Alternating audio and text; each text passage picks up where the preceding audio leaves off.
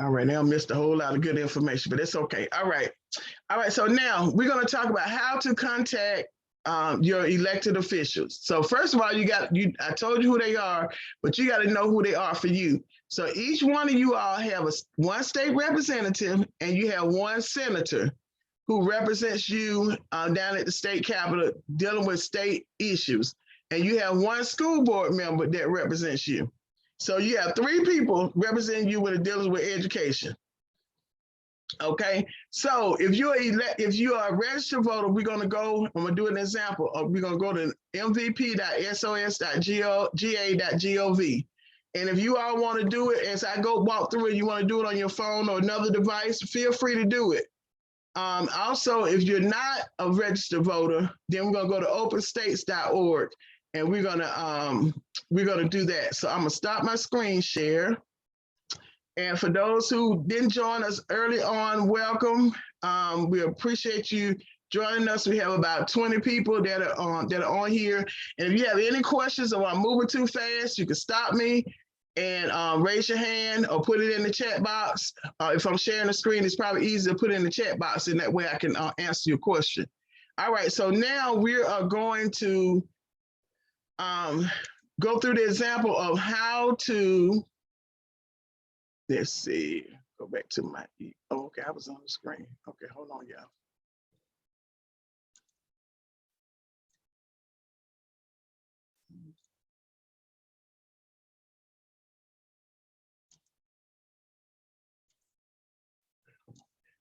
Escape out of that. Get back to,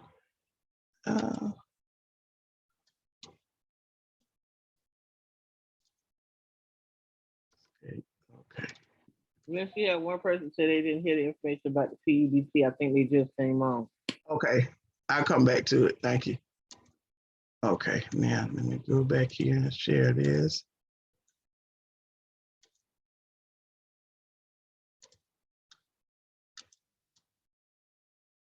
Right, screen. All right. Okay. So let me stop and kind of go back to PEBT. Like I said before, it's a program that's set up by the federal government to help parents who had kids that had food needs, needed food during the pandemic. So it's separate from your regular food stamp. It's a food stamp program, but it's separate and the requirements are separate.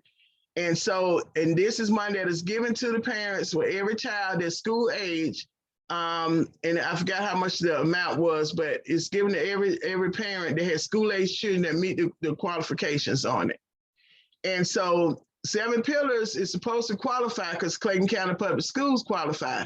But that was not the case where parents were able to go into that link or that portal and put your information in, and they set you up and make sure that you're getting that money.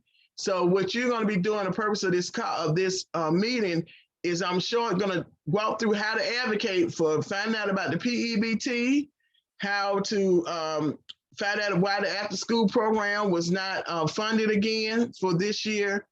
And also when it comes down to fair treatment by the school system for 7 Pillars, when it deals with the allocation of those funds that come down from the federal government, like the CARES Act money, and also a facility, school facility, you all are in need of it, and they have the space. But you're gonna have to advocate as a parent that this is what you want, because it's only a limited amount of things that the school can say and do. That's where you activate parent power. All right, so we're on my voter page, and you could Google my voter page, and I'm gonna send this slide presentation to Ms. Daniels. She can get it out to you all. So if you're a registered voter, you would go to this particular website. Okay. All right. So I'm going to put my information in. And so when you go to the page, it's going to ask you over here in the far right corner, first initial, last name, county, and date of birth. Yes, I have a birthday coming up, so y'all will see that when I put it in. Just want y'all to know ahead of time. Okay.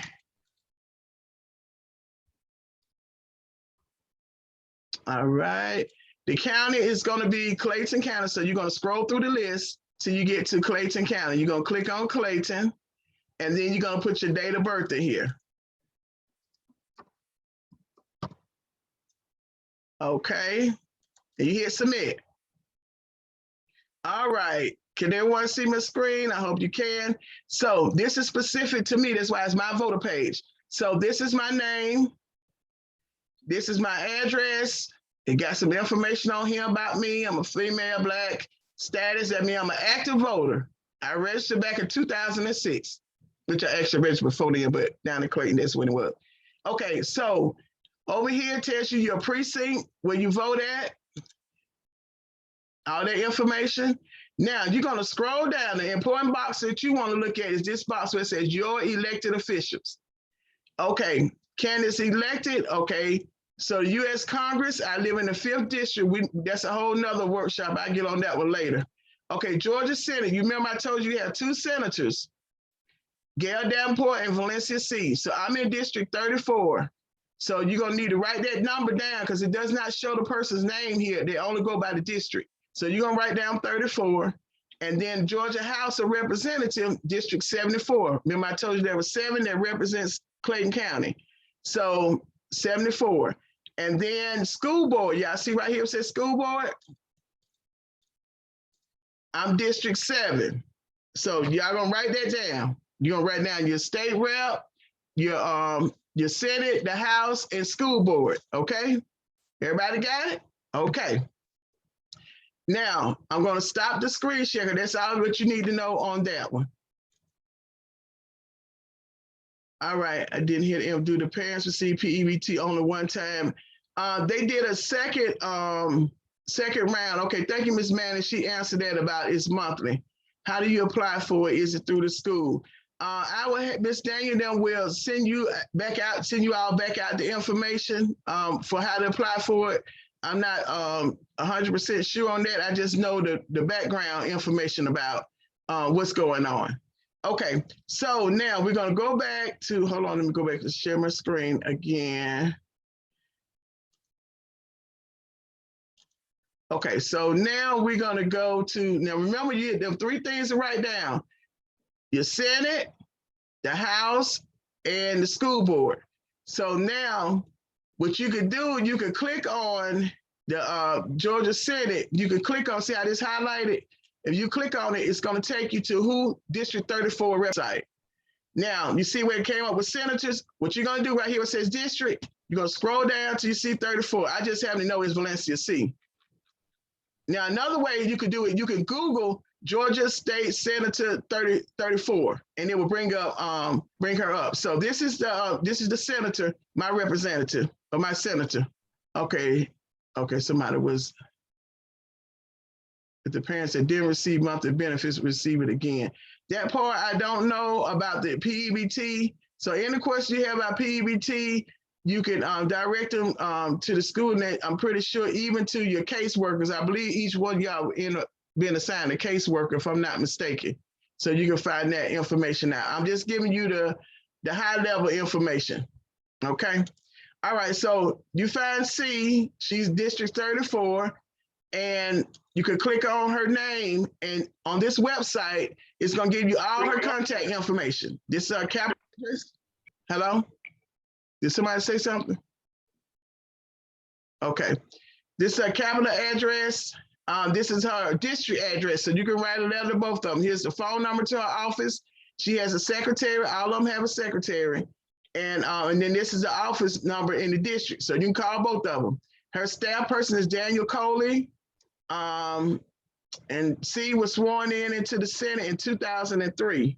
So she's been there a long time. And if you talk to her about a charter school, she'll tell you that all the time she's been there, she has not totally supported charter school. All right, so we're gonna go back to my, back here. So now the other was District 74 was the other person. So I just would click on that. It's gonna pull up that website again. And it's gonna go to the House of Representatives side, okay? Now for the school board, what you could do is go to Clayton. I'm gonna put it up so y'all have it. Clayton.k12.ga.us. Very slow. The rest. Okay, somebody. I think that was website loads slowly. Okay, thank you. All right, so when you go here, this is the website. You're gonna just said it came up. Okay, you click on administration right here. You'll go to Board of Education. That's who you want to know. Remember, my board member's number was 7. You go to the Board of Education and do all that money they're getting in low notes. Okay, so you scroll down till you find school board member number 7. And my computer is going slow on it. Okay, hold on, I went too fast. Go back up. Man, they get over there, 5th largest school district. I ain't gonna get started on y'all. Okay. Might have had something in there. Do we have to attend school board meetings to advocate to the school to receive a new permanent building, or do we just contact our district representative? You can I agree with Miss Manning, you can do both. You can go to a school board meeting. If all of y'all want to decide one day which day y'all want to go to the school board meeting, you go, you get there early enough to sign in so you can speak. And when you speak, you get 3 minutes, but you can address the board. And if all y'all want to come up to the podium at one time, and one person is a spokesperson, you can do that. Or each one of y'all want to sign up and speak differently, you can do that. So I definitely would recommend you doing both, because when it comes down to elected officials, like I told you, the squeaky wheel gets the oil. And if you don't say anything about advocating for your child's school, they're not gonna, some of them are not gonna pay attention, because you're not in their face, you're not their oil, their wheel, they're squeaking. So my school board member is Sabrina Hill, District 7. So that's who I would contact. And so on there, if you look back on the website and you go over to, should have been over here, board members, should have had their contact information over here, but I think you click on, I don't want to click on it because it's going to take a long time, and I want to make sure I keep within you all's time. But you got the information. Go to clayton.k12.ga.us, click on Board of Education, and then it's going to give you the board members, and you can get their information from there. Now, they do, all of them do have advisory committees or councils that they have set up, and they do, I don't know if they do monthly meetings or quarterly community meetings. So once you reach out to them, you can ask them to add you to their email list so that you can be able to have the information that they're sending out about what's going on, and that you're able to establish a good relationship with them. And that's important, being able to establish a good relationship with your elected officials. All right, so for those who do not have, who are not registered to vote for whatever reason, because there are many reasons why people are not registered, but you still have a voice because they're still elected to serve you and be your voice at the state capitol. So you will enter the address. So I'm going to enter the address at the school. Share was it 4245, 4234 Hendricks Drive. 4234 Hendricks Drive, Forest Park. Okay, Forest Park 30297. Okay, everybody see me putting this in. This is if you're not a registered voter, you go to this website, openstates.org.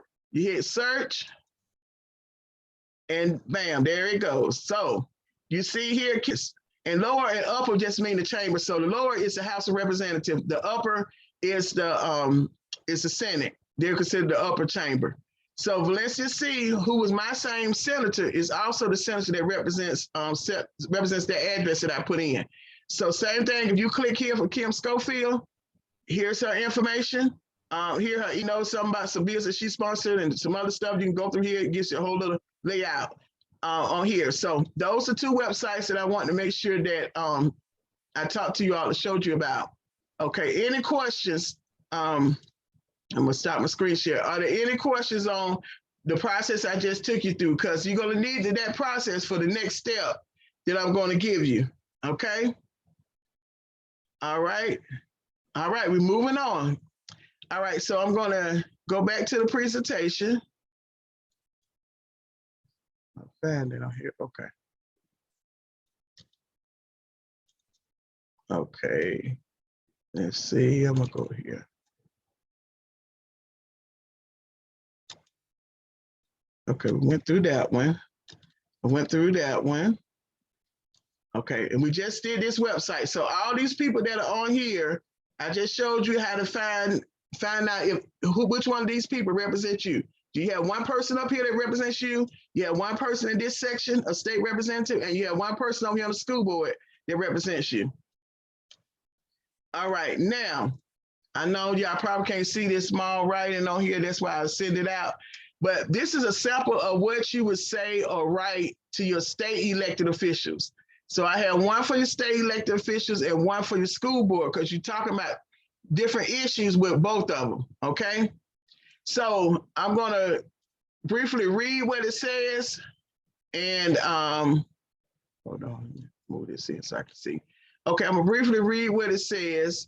I know you can't see it. Like I said, I'm gonna send the presentation to Miss Daniel so she can send it out to you. And feel free to change it around. And if you want to know some more information, feel free to contact Miss Daniel at the school, or Miss Ginn, or anything like that. So you're gonna start off with my name is, and if it was me, I would say my name is Valencia Stovall. I'm a parent of a 6th grader.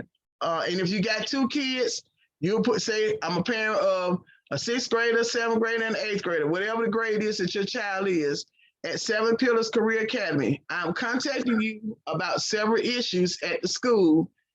As a state elected official, I am requesting your assistance in providing a resolution. I chose this school because, and you're going to give your example of why you chose 7 Pillars. Okay, and would like to know, as my voice at the Capitol, can I count on your support? And they go, okay, so someone, mute your device, thank you. So we still have to go through the regular process in order to see if we qualify for the P. I don't know about that PEBT. You can contact the school on that, Ms. Thomas, okay? Thank you. All right, so the second part, okay, thank you, you're welcome. All right, so the first issue, my child or children is or are not able to participate in the PEBT program handled by Georgia Department of Education. That's what GADOE is. And the Department of Child Care and Learning. The other acronym for that is DCAL. So it's 2 organizations or 2 departments that's handling that program.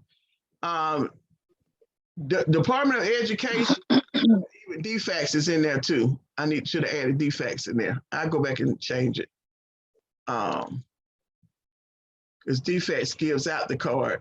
DCAL is the one that's handling the enrollment of the program. That's where you go to the Georgia, I forgot the name of the website, but anyway, so it's 3 departments, and they confuse themselves, I think. Okay, I'm putting DFACS in here. Okay, so the other students in Clayton County Public Schools are eligible. Our school is a part of Clayton County Public Schools. That's what CCPS is. And they submitted all the paperwork necessary, because they might try to tell you that 7 Pillars didn't send in the paperwork. You said they sent in all the paperwork they're supposed to send in. These funds are set aside for parents to help offset the food costs. So that's your first issue. The second issue is, since my child has been enrolled at 7 Pillars, the after-school program under Youth Serve 360 has been free for my child or children.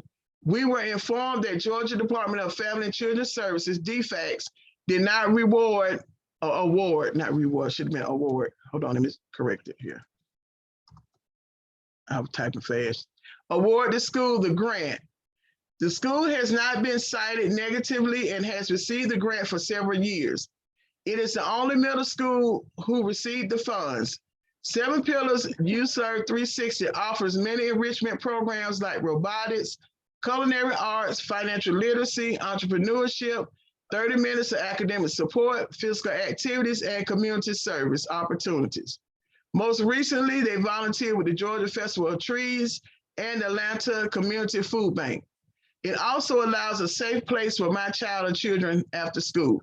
And whatever else you want to add into it, that's up to you. I'm just kind of giving y'all a form letter, a kind of basis where you can have a talking point when you're talking to them. The third issue, since legislative session will start in January, so the legislative session starts the 2nd Monday in January, and it runs for 40 days. And it usually ends about April the 1st. If there are bills coming before you for consideration regarding charter schools, feel free to contact me to find out how they will affect the education of my child or children. I will be in contact with you as well.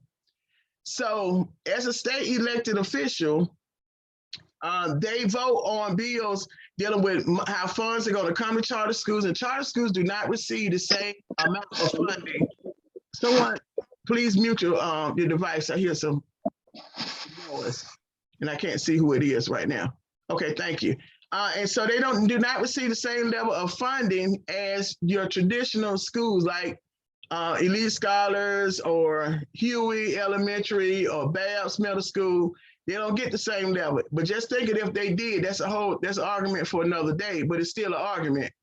And so what you want them to know is that you're a parent at this school, and you chose this particular school for a reason.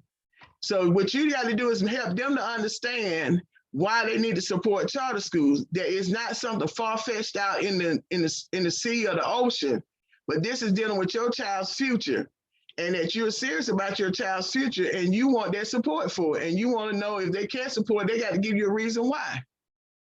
So I want to tell you, so that's the one you're going to send to the state elected officials. So we're going to go to the one now that you're going to send to the school system. Okay, so this is a sample of what to say or write to the school board. My name is blah, blah, blah. And it kind of says the same thing as the other one, but it says, as a school board member, and make sure y'all pay attention to who you send it to. Make sure you send the school board member to the school board member. And the state elected official, you can send the same letter to the House of Rep person and the senator. You don't have to send 3 different letters. You can send both of them the same email. I'm requesting your assistance in providing a resolution. Okay, first issue, we're requesting fair treatment to our school when it comes to funding and allowing our school to make decisions on how the funds are spent. For example, 7 Pillars administration was not considered on how the American Rescue and CARES Act funds were spent. So what Clayton County school system did, the administrators at the school, it was a certain amount of money that came. They went and purchased things without consulting with Ms. Guillen and the administration at the school. So to me, that was wasteful spending because you didn't know if they needed those items or they wanted to use that money for something else. And those CARES Act funds they had it really flexible. The federal government was allowed the school districts and schools to really do a lot of things with those funds. So that's the first issue. And let me say one other thing to you all. You don't have to know all the answers. You just need to let them know this is an issue and I want you to go find a solution. That's their job, to go find a solution and the resolution to it. You tell them this is the issue. And then you say, if you need some more information, you contact the school. I want to know this is what we need to get resolved. Second issue, our school is in need. This is to the school board members now. And you have one school board member that represents you. Our school is in need of a facility for the upcoming school year. I understand there is space at one of the middle schools which 7 Pillars can share. We are taxpayers, just like the other parents with children in CCPS. The difference is my choice to allow my child or children to attend 7 Pillars. This is a public school, just like any other school in CCPS. The request for the usage of a facility has been made to Superintendent Beasley, but there has not been a solid communication confirming the request has been honored. Utopian Academy, which is a charter school, currently operates in a CCPS building. We're asking for fair treatment. That's it. Whatever else you want to add to it, parents, feel free to add whatever else you want to add to. I'm just giving you a kind of a basis on what to be able to say. So did anybody have any questions? I'm gonna pause there. There was a lot of information, especially for people, this might be their first time contacting an elected official. Don't be fearful. They human just like you. Only difference is they decided that they want to serve in a public service position. None of them were drafted. All of them had to raise their right hand and say, I solemnly swear to uphold the United States. The whole thing they have to say when they're sworn in. They paid their qualifying money, so that means they want to serve. And as you can see, some of them have been there a long time. So don't feel slighted or think that, oh, they're too busy. No, because guess what? When they contact you about voting, they send you all these flyers in the mail. They text you, they call you, Then they text you again, they send you more flyers, you see the commercials. So they interrupt your day for whatever you're doing because they want your vote. So you got to look at it as the same way. You need to interrupt their day because you have a problem that need to be resolved, and it has to do with your child's future. Ms. Gann and the school administrators have done as much as they can. They're limited in what they can advocate for because there's what things called repercussion and backlash.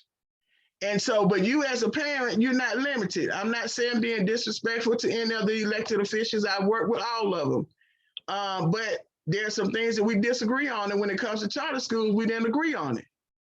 And so, but I know that this is a choice that you all made for your child. For however long they're going to be at 7 Pillars, that's your choice.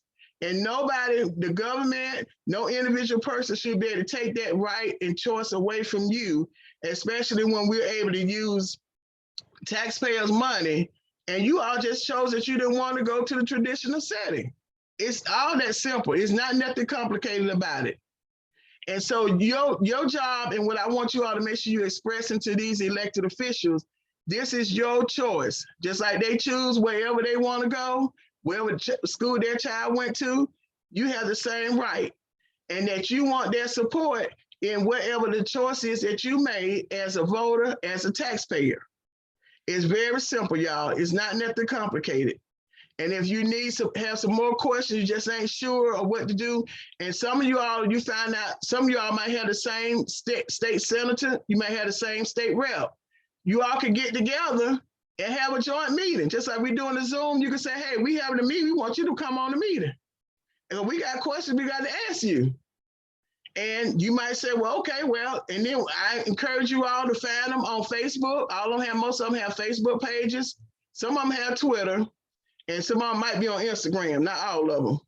But most of them have Facebook pages. You can go on their Facebook page, join the Facebook page. You can watch and see what they're doing. Every now and then you can send them a message. Hey, I'm a parent of 7 Pillars. We would like to invite you to come over to the school. So you all gonna have to promote and educate them on 7 Pillars. They don't know. The only thing they know is what the teachers union may have told them about charter schools, but that don't mean that's directly talking about 7 Pillars. So you got to be your child's advocate. Another thing I want to tell you all, because we're getting close to the 8 more minutes, and I'm open up for questions, is that you have family members. Guess what? Your family members all have one senator, one representative as well. Whether they stay in Clayton County or not. Hold on, let me mute. Okay. So whether they stay in Clayton County or not, they still have someone that represents them at the state capitol.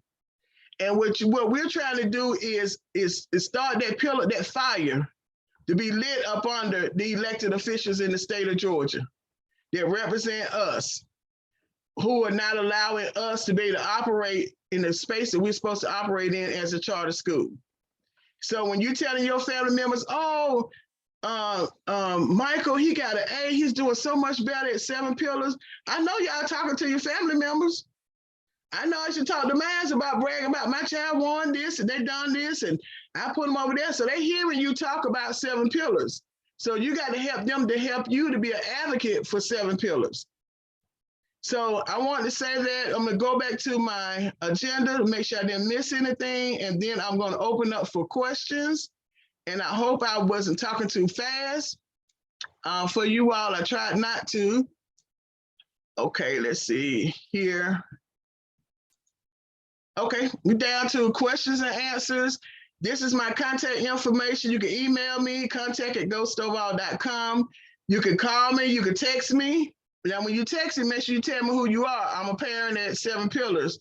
But sometimes I get a lot of texts. I try to respond back, but once I know who they're calling about, that make sure I respond back. Because I'm not elected officials anymore, so I'm not obligated to call back anybody, but I do it out of common courtesy, especially if it's something I'm passionate about. Also, I want to also tell you all that if you're a single parent or you know of a single parent, one of the bills that I was able to pass into law was designating Single Parents Day is March the 21st in the state of Georgia. So we're looking for nominations across the state of single parents, male and female, for the 2022 Legacy Award. And you can go to this website, nationallg.org, As soon as you click on the website, you will go in and submit your nomination. And you can nominate more than one person if you want to. We have a team of individuals who are committed to looking through those nominations. The deadline is in January, I think the first part of, middle part of January. So I wanted to say that. I'm going to pause here and see if you have any questions. If you do, you can raise your hand on the screen, and then I'll recognize you and unmute yourself. Okay, I see Twyla Rose, Ms. Smith. Is that Yes, Ms.? ma'am. Okay, go ahead. Me. Okay. I contacted the pandemic EBT, and they said that I was supposed to contact the nutrition manager. And then I got like another call back again because I had another question, and she told me that they're only doing the pandemic food stamps only once a month. Which one? I don't know which one to believe. Okay. Well, I'm gonna, because I don't know that answer, Ms. Smith, because I'm kind of talking on a higher level on how to get down to the root of the problem. But I do know that the nutrition department, who they were referring to, would have been at the school, and there's a link that they give to the parents to go online to put the information in. So I'm gonna stop there because I'm limited in my information. I don't know if Ms. Skim wanted to address that or not. Absolutely. First, let me say thank you to the Honorable Stovall for hosting tonight's advocacy meeting. One of the things that we work on at Seven Pillars is helping our scholars to find their voice, and this is a great step as parents. So please make sure you have the conversation with your scholars about what you're talking about, because this is kind of full circle here. It's closing that loop on them understanding how important it is and why it is so important that you use your voice and advocacy, excuse me. So let me start off with saying that, and thank you to each of you for coming on a Wednesday evening where I know you have many other things competing for your time. And so what Ms. Rose Smith is referring to is something that many of our parents are running into, which is very similar to what we're running into. Depending on who you speak to, depends on the information you get on any given day, at any given moment. And so we have had a parent, I believe we've had one parent successfully participate in PEBT, and we've had a number of parents not successfully participate. Actually, I'm sorry, we've had two parents successfully participate. What, from my understanding, that they had to reach out to would be the one parent reached out to the district or county. So nutrition in Clayton County is run by one large organization. And so we would need to reach out to the district's nutrition. This is my first time ever hearing the once a month. And so once again, I am not sure where that directive has come from, but I know that there is the director of nutrition for Clayton County. His name is Audrey Hamilton, and I will place her email in the chat. I believe it probably will be the best bet to go straight there because everyone else reports to her. And I am not certain of where all of the miscommunication and misinformation lies. But one of the things, and from my understanding, one of the ways that our students are getting approved is that in essence, they all have what are called Clayton County neighborhood schools, meaning your children we only serve students within Clayton County Public School District. So traditionally, that means that they would have a school that they're zoned to go into based on their neighborhood. That neighborhood school still has received a pandemic allocation for your scholar. Okay. And so if you reach out and say, hey, I would like my child to receive their pandemic funding, you should be able to be approved based on that neighborhood school. Ms. Manning, would you mind coming off mute and just sharing a little bit about your process? Because as I said, she is the only parent that I know of for sure that actually has already received some pandemic EBT funding for her 7-pillar scholar. So when all of this came about and the website was live, I went on and it kept kicking me off, saying that my son wasn't in the system. So I called 7 Pillars, contacted Ms. Perez and then the nutrition department. They were like, we sent all the information to the district. Everything is there. I contacted the district. I called them. I sent emails. I received responses back. And I said, I don't know. I don't care what the disruption is, but somebody's going to put my son into that system so that he can get it.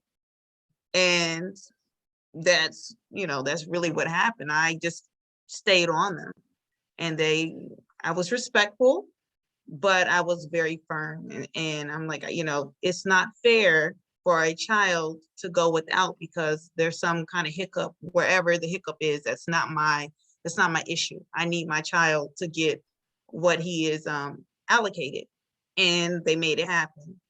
So do you know who you spoke with, or did you email someone in particular?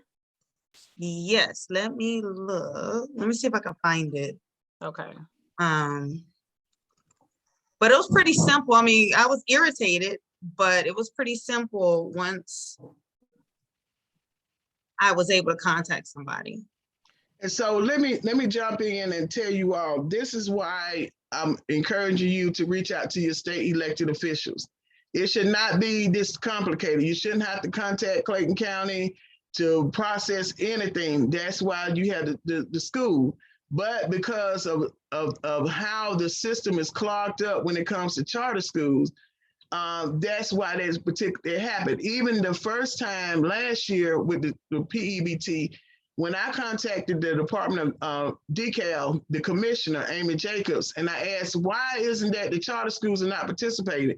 She said, oh, well, we didn't realize that we need to include the charter schools. So I said, what? And so I contacted the governor's office, got on them, and next thing I know, they said, oh yeah, the charters, they can participate. But then what happened with 7 Pillars, Georgia Department of Education had been holding up their application for school nutrition program. So that's what happened. So what I'm telling you all is that there's always some extra that charter schools have to do, and it should not be like that. And so even though Ms. Mann is looking for the email to help, and Ms. Guillen has put Audrey Hamilton's information in, you still contact your state elected official. You tell them to figure out why the problem is. Well, what? I don't know. That's you figure out. So don't you have a government liaison person that you talk to? This is what they told me the departments that's handling it. Can you find out and get that with me and let me know when I can get my card for my child? Go ahead, Ms. Manning. Mm-hmm. Yes, so I just basically emailed and said, good morning, I'm a parent of a 7 PCA scholar who's applying for the PEBT, but I keep receiving an error. I contacted the school and the disconnect appears to be on CCPS. I've attached a screenshot of the error. Additionally, there are kindergartners who are coming in from pre-K programs who are being rejected as well. There are many families who need this program. Please advise on how to correct these matters. I look forward to hearing from you. Regards. And then I gave them my information.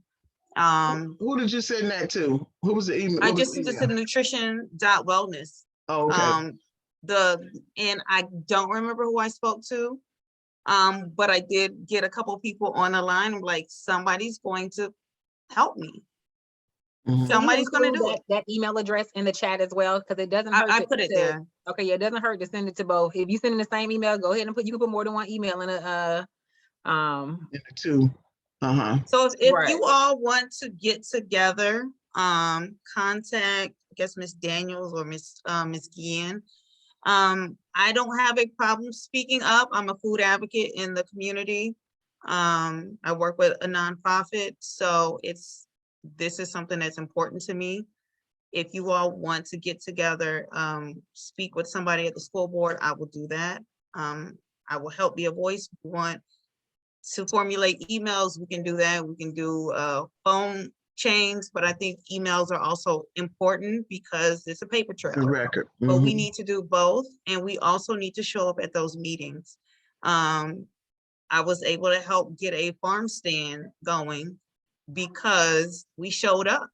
So just keep showing up, keep speaking out, and change is going to happen. So if you want me to step up, I have no problem doing it. I just think it's important. The children need this. The school deserves this.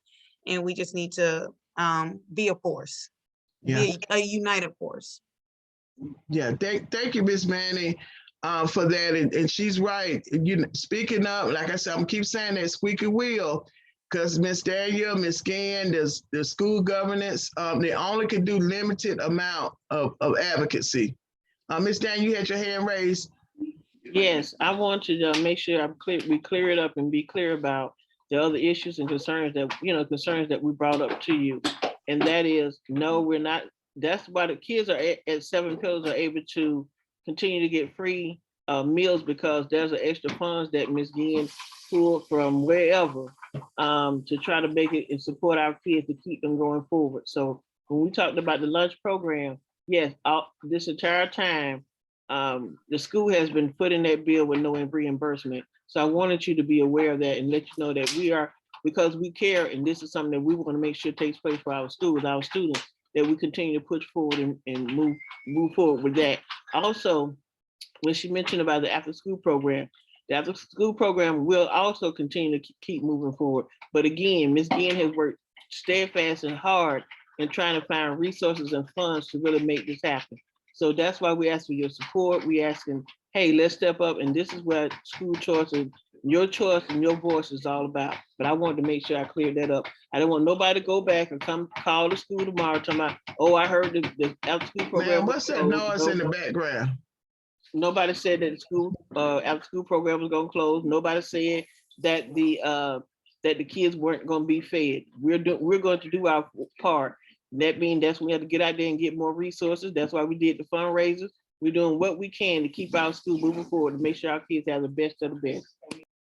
Thank you. Absolutely. And regarding the after school program, please, we would love to, as the Honorable Stovall has shared, parents, you guys would get a much different response than we have. We have asked why. This is funding that I have written grants for since 2008.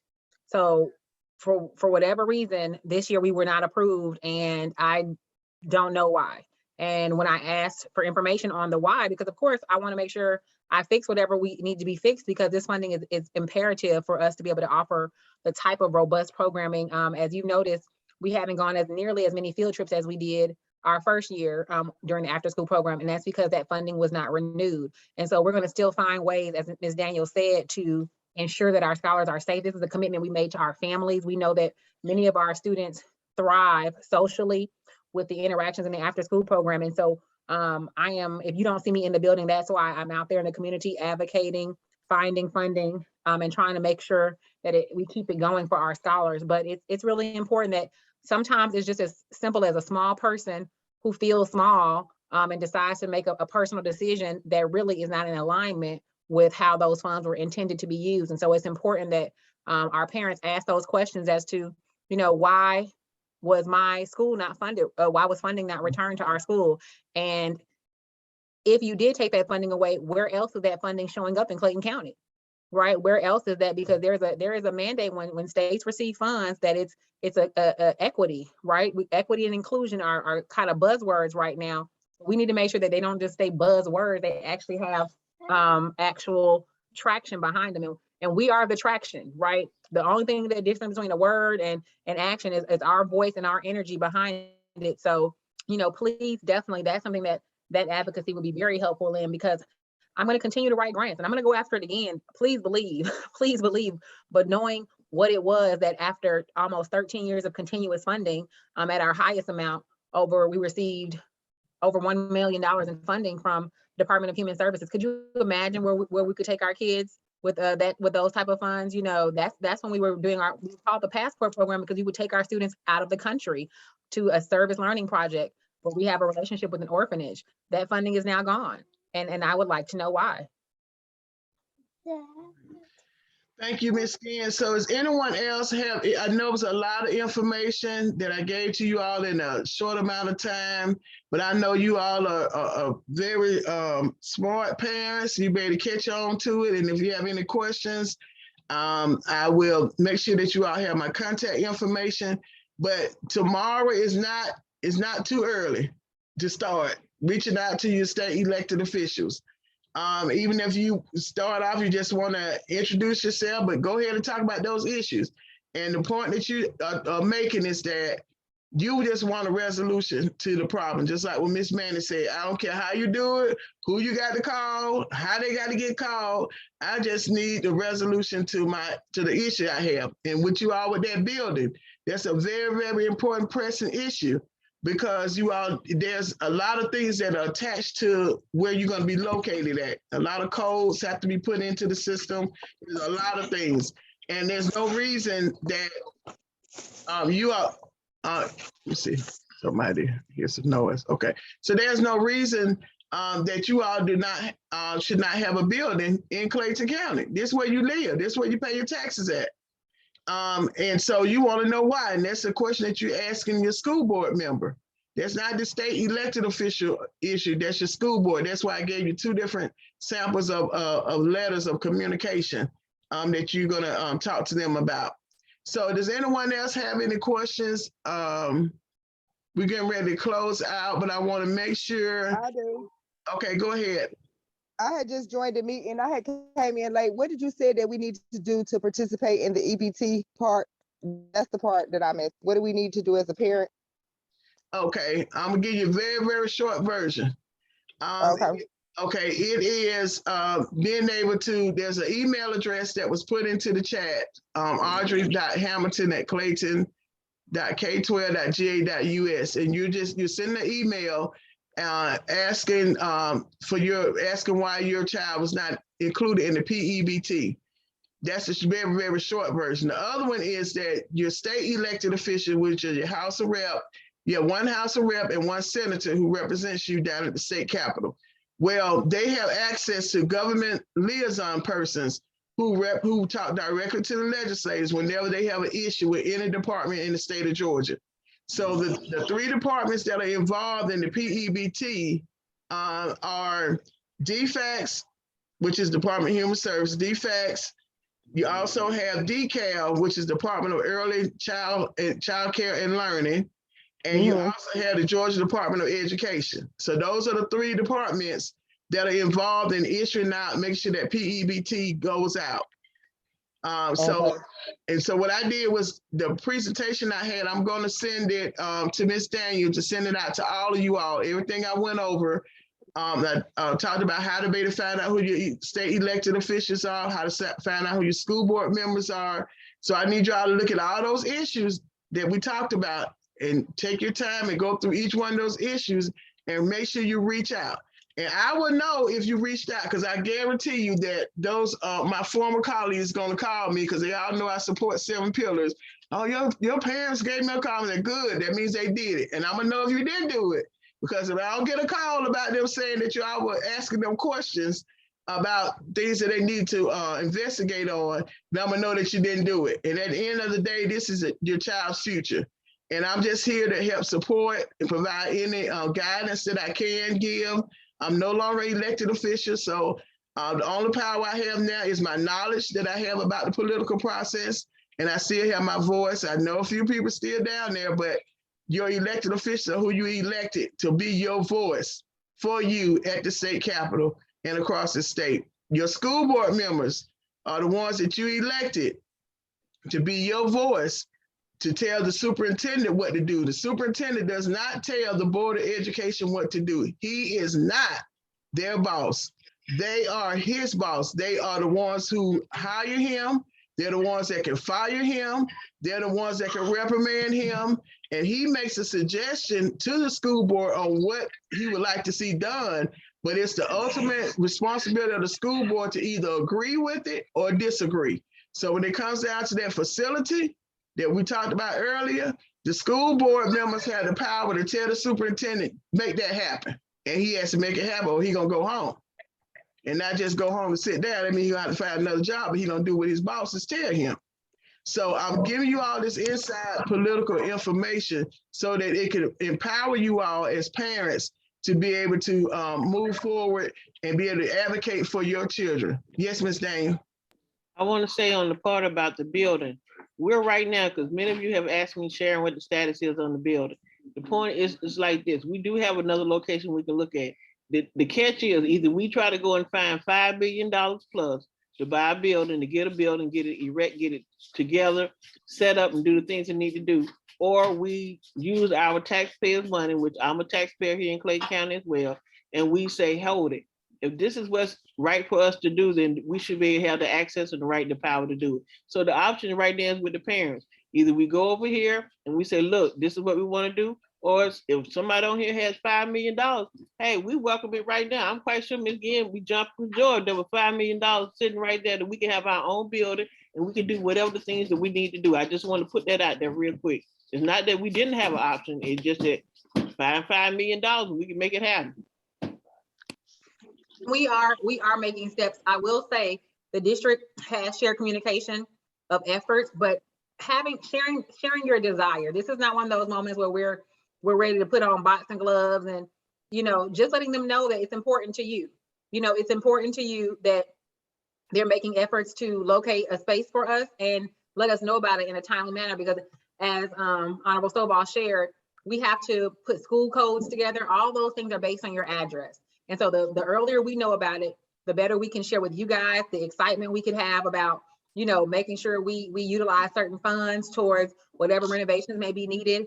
We were able to garner a facilities grant this year. Knowing how we can allocate and use that grant is very important. And we have to put that information into the DOE's portal by a certain date and time. So just the conversation about the building with the district is really more so of, hey, we appreciate that you're taking 7 Pillars seriously as a charter school and helping to find them a space. When can we as a parent expect to have an answer on that? Because we know that they have to go ahead and get that information in for school codes and their facilities grant. That's really where we're going with the conversation regarding that. And then you guys should all have the information about nutrition, and most importantly, the slides that the Honorable Stovall put together that have those wonderful templates that we can kind of modify and make our own. Sharon will be emailing all of those out to you, so you will have them available. And for those who came on a little bit later, like Mrs. Jackson, this is a recorded meeting, and so we can share this recording with you so you can go back and listen to it, get the information at that time if you may have missed something that was of vital importance.